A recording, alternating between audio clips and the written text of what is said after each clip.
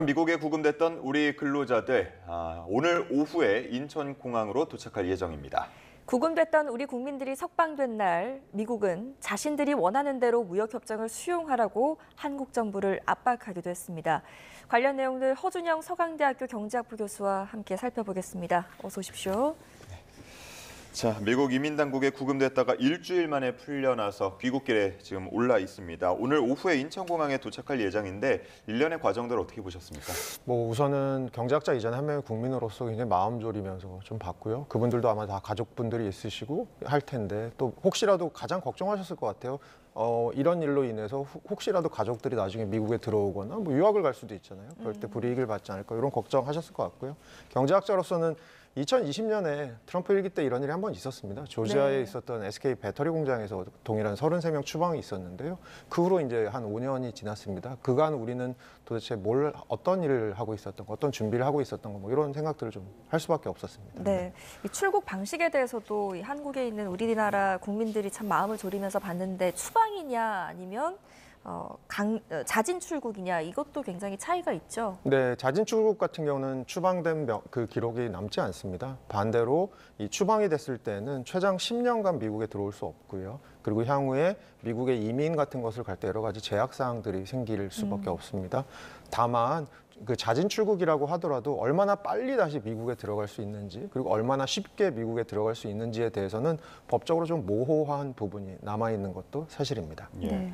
앞서서 말씀을 해주신 것처럼 5년 전에도 비슷한 일이 있었고 또 대미 투자액도 굉장히 늘고 있기 때문에 이 비자 문제에 대해서 개선이 필요하다는 목소리는 꽤 오래전부터 나왔던 걸로 알고 있습니다.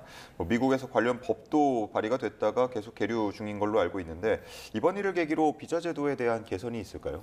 아무래도 비자 제도에 대한 개선에 대한 논의가 양국에 분명히 있어야 될 것 같습니다. 예를 들어서 최근 들어서 이 실제로 기업들을 운영하시는 분들의 얘기를 조금 들어보면요. 네. 미국에 투자를 하는 것은 하는 것인데 그럼에도 불구하고 저희가 미국에 공장을 지을 때 이 공장 반도체라던가 배터리 그리고 조선 이 공장이 사람을 되게 탄다고 합니다. 사람을 탄다고 하는 게 뭐냐면 누가 어떻게 세팅하느냐에 따라서 수율 같은 거에 굉장히 영향을 미칠 수밖에 없어서 초기 세팅은 숙련된 우리나라 기술자분들이 들어갈 수밖에 없다라는 얘기를 많이 하시거든요. 그런 측면에서는 앞으로 미국 투자가 엄청나게 많이 늘 텐데 이번엔 배터리에서 이런 일이 있었지만 사실 앞으로는 반도체, 조선 어떻게 보면 기술자들이 더 많이 필요한 부분들이 남아 있습니다. 네. 그런 측면에서는 향후에 대미 투자 규모를 생각해 봤을 때 더 많은 이런 인력들의 비자 상태 이런 것들이 과연 미국에서 제한을 받지 않고 활동할 수 있는 정도의 수준이 되는 것인지에 대해서 아무래도 미국과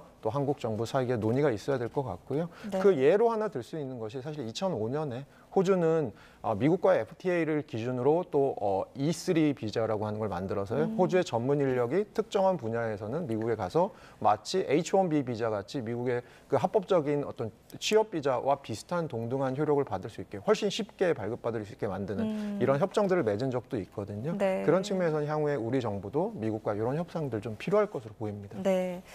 어찌됐건 지금 미국은 본인들 힘만으로는 그 공장을 운영하거나 건설하는 게 힘든 상황인데 그런데도 불구하고 지금 태도가 구금됐던 우리 국민들이 석방된 날 당일에 관세를 내거나 아니면 관세 협정 맺었던 것에 서명하라라고 놓고 있거든요. 어깃장을 좀 놓고 있는데 이런 부분은 어떻게 보셨습니까? 그러니까 오히려 저는 러터니 상무장관이 강하게 나오면서 그거는 그거고 이거는 이거다라고 선을 긋고 그다음에 저희 이제 3,500억 달러 대미 투자가 있고요. 그중에 이제 1,500달러가 마스가 나머지 2,000억 달러 있고 거기다 최근 들어서 이제 1,500달러 추가적으로 투자할 것에 대해서도 얘기를 했지 않습니까?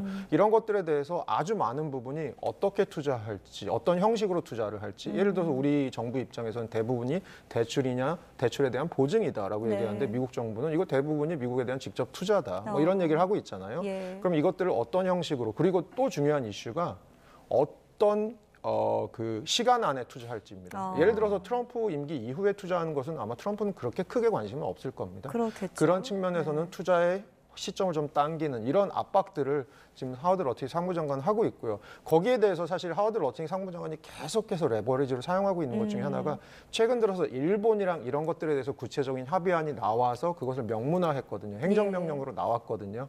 이런 것들을 바탕으로 야 일본도 이렇게 했으니까 한국도 해야지라는 식으로 계속해서 압박을 넣고 있는 그런 상황이라고 생각하시면 될 것 같습니다. 예. 어쨌든 협상이 계속해서 이루어지고 있다라고 볼 수가 있겠는데 김정관 산업부 장관도 그래서 방미 중이고요.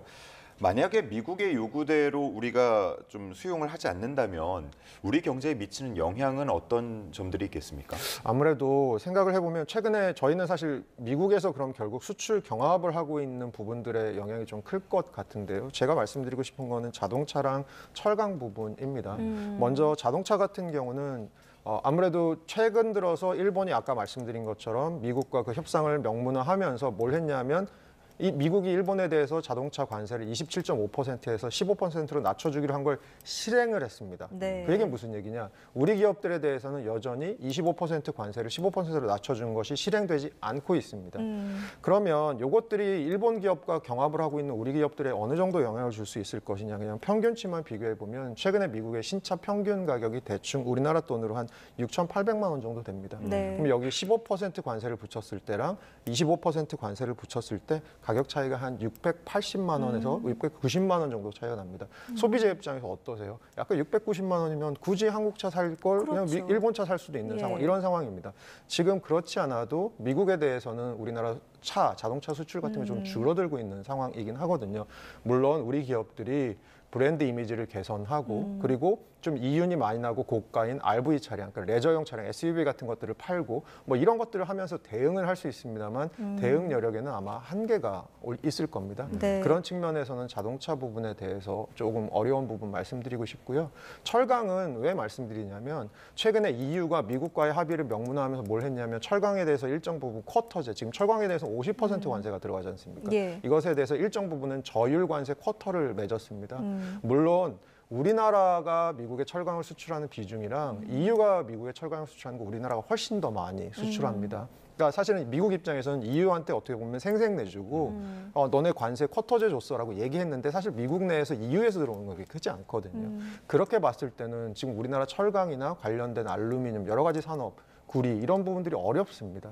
그래서 이런 부분들에 대해서도 사실은 앞으로 많은 논의들이 있어야 될 텐데 네. 지금 미국의 입장을 오늘 러트닉 상무장관의 얘기를 통해서 한번 저희가 생각해 보면 굉장히 고자세로 나올 것 같다. 그런 부분에서 협상이 쉽지 않은 부분도 있을 것 같습니다. 네. 그런데 이재명 대통령도 어제 그 100일 기자회견에서 이익이 안 되는 사인을 왜 하느냐 이런 입장을 밝히기도 했습니다.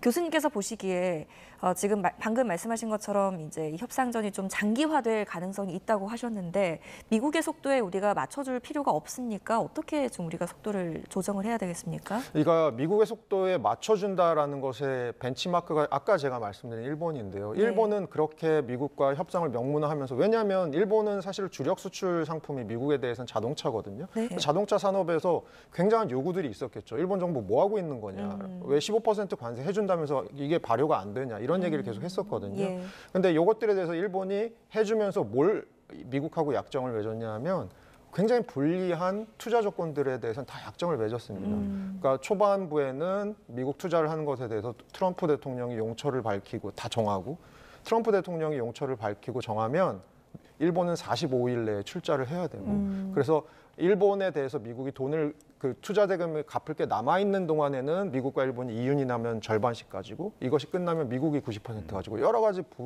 되게 굉장히 어떻게 보면 조금 협상이 공평하지 않은 부분이 있거든요. 그러면 미국과의 협상을 이렇게 서두르다 보면 협상 사인 자체에 저희가 조금 목매다 보면 그러다 보면 미국과 당연히 많이 줄 수밖에 없는 그런 상황이 아마 벌어질 겁니다. 아마 이재명 대통령이 얘기한 부분도 저는 그런 부분과 관련이 있을 것 같습니다. 우리 산업이 지금 어려운 부분이 있습니다. 관세로 인해서 수출 경쟁력이 힘들어지는 부분이 있습니다.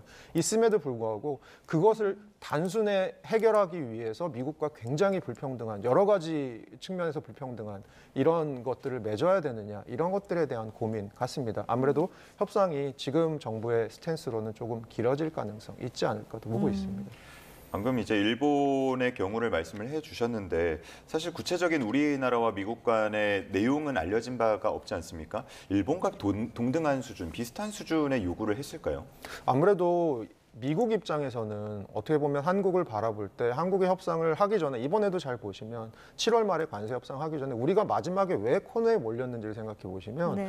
EU가 협상을 마무리하고 나가고 일본이 협상을 마무리하고 나가고 한국만 남았네. 이 상황에서 우리가 약간 시간에 쫓기고 국민들도 좀 마음을 졸이셨던 부분이 전 분명히 있었을 것 같거든요. 네. 그런 측면에서는 사실 미국이 노리는 것은 어떻게 보면 한국을 또 그런 식으로 코너에 모는 거죠.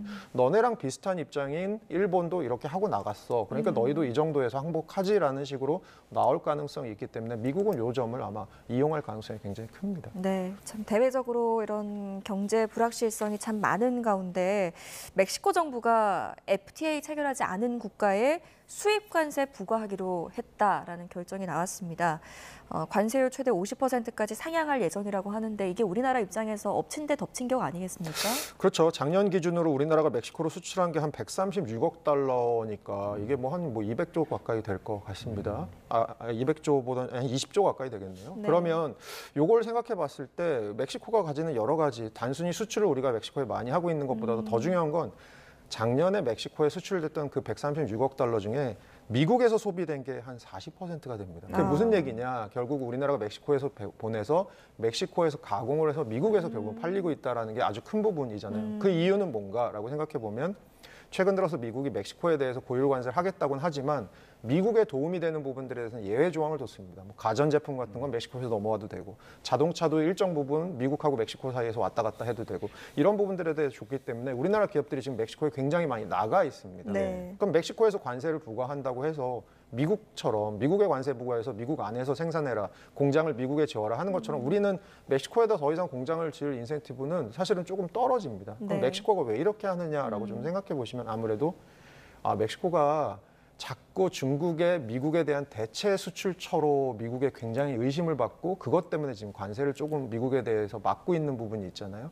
이것들에 대해서 멕시코 정부는 부인하고 있지만 미국을 조금 달래기 위한 제스처. 우리가 이 정도로 관세 장벽을 쌓아서 특히 중국에 대해서 굉장한 견제를 하고 있어라는 걸 보여주는 그런 제스처의 일환이라고 생각을 할 수 있을 것 같고요.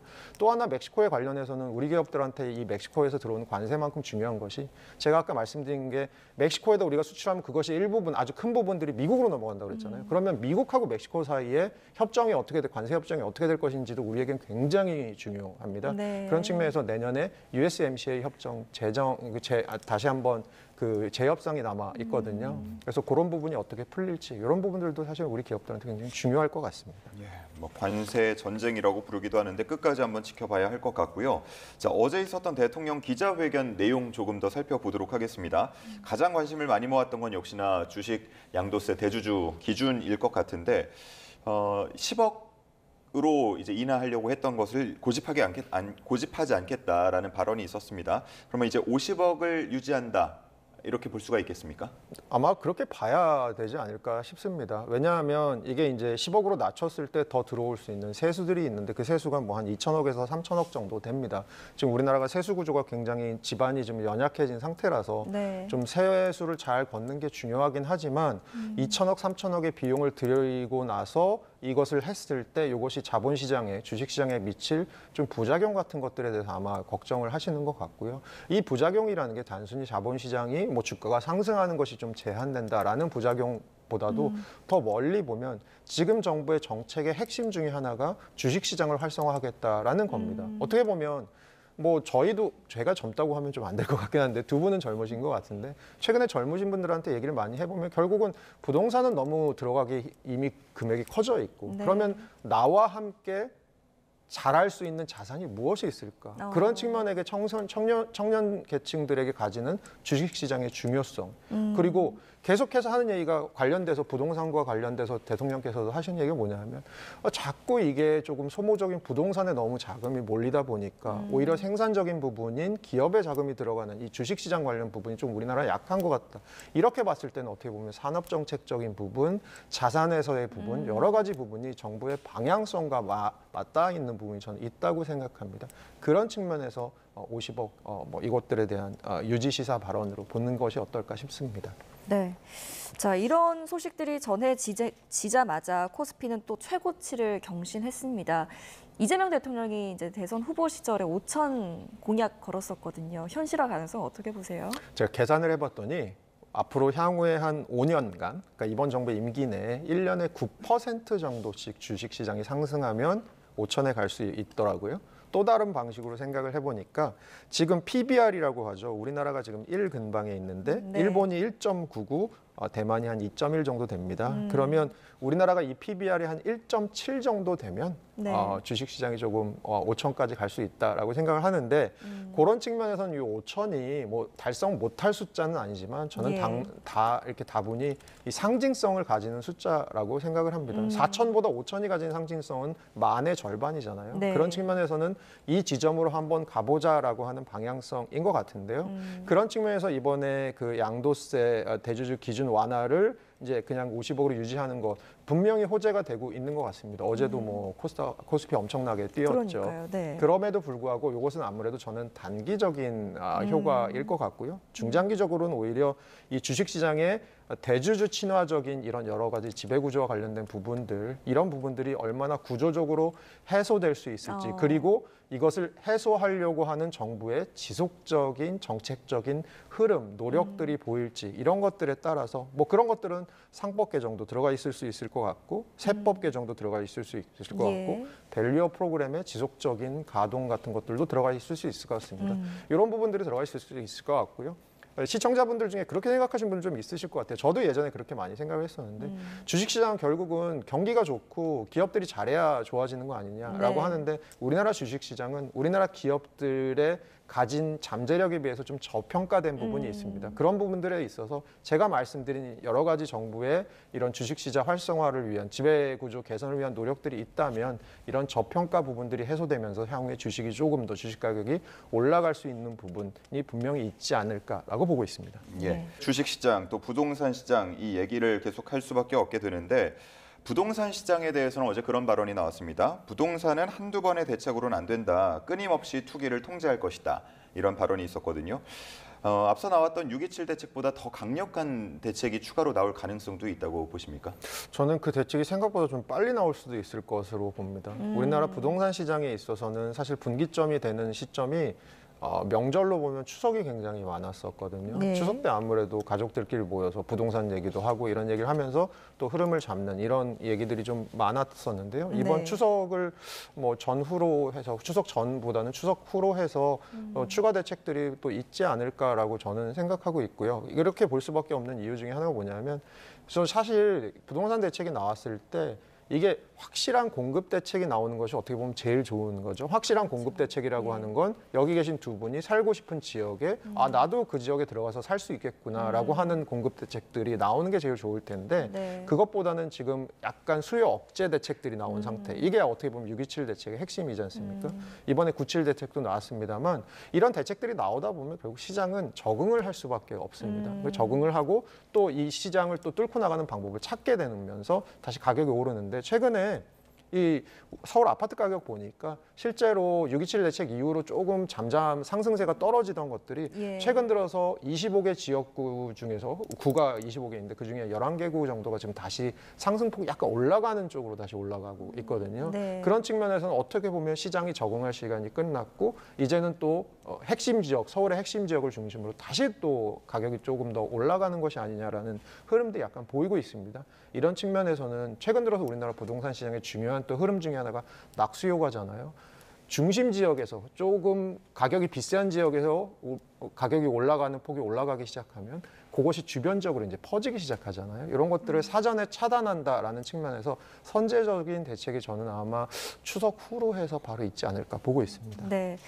자, 앞서서 대주주 기준 강화하는 것에서는 한 발 물러섰습니다, 정부가. 그런데 이 상속세율에 대해서는 일반적인 상속세율 낮추는 건 동의하지 못한다라고 하면서 선을 또 긋기도 했거든요. 이 부분은 어떻게 보셨어요? 그러니까 상속세를 일괄적으로 낮추는 것에 대해서는 막 부자 감세 이슈도 있고 여러 가지 이슈가 있기 때문에 이것은 조금 더 조심스럽게 접근을 할 것 같습니다. 다만 어제 그 상속세 기준 같은 경우, 상속세 공제 기준 같은 경우 지금 한 10억 원, 배우자 상속 기준으로는 한 10억 10억 원 정도로 돼 있는데 지금 서울 아파트 평균 매매가가 지금 한 14억 정도 되는 상황에서 예. 이 예전에 정한 것들, 이 기준들을 조금 상향 조정해야 되지 않나 정도의 대통령의 발언이 있었던 것 같고요. 그런 측면에서는 배우자 공제 10억에 일괄 공제를 8억으로 올리는 18억의 발언이 아마 그런 측면에서 나오지 않았나 싶습니다. 예.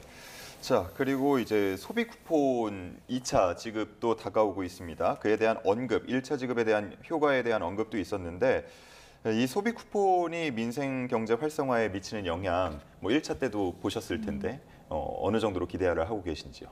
이게 저는 지역별로, 계층별로 굉장히 다르다고 생각하고요. 수도권 다르고 지방 다르다고 생각하고요. 계층별로도 소득에 따라서 굉장히 다르다고 생각을 합니다. 다만 지금 상인들의 이 소비 쿠폰을 받으시는 분들의 여러 가지 얘기들을 좀 들어보면 이 7월 21일 날 발행 시작했잖아요. 예. 이게 8월 한 초까지는 효과가 좀 가다가 8월 초가 지나면서 이제 소비 쿠폰의 사용이 한 50% 넘어가면서 이 효과가 조금 떨어지는 것 같다라는 게 느껴진다라는 얘기들이 굉장히 많습니다. 그 얘기는 이 소비 쿠폰의 효과가 단기적으로 좀 있는 것 같다라는 겁니다.